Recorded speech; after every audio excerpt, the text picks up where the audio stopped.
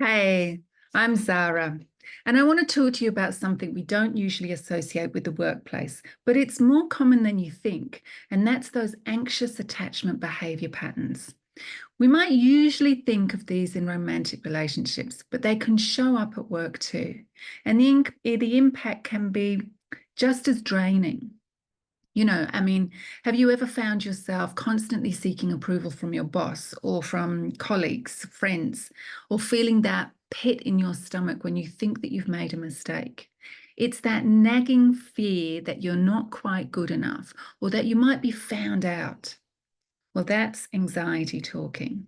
And if you're anything like me, it's absolutely exhausting. You end up overworking, overthinking, and overstressing just to try and feel that security. But here's the hard truth. That sense of security needs to come from within you, not from someone else's validation. The good news, however, is that you can change this. It's all about building your self-worth and trusting your abilities. It's about recognizing that you're in control of your career path, not anyone else's opinion of you. So if this resonates with you, take a moment today to acknowledge your strengths and give yourself credit where it's due.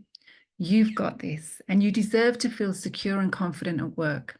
If you'd like to know more tips on managing anxious attachment behavior patterns, whether at work or in your personal life, let's connect. I'd love to chat and share more insights.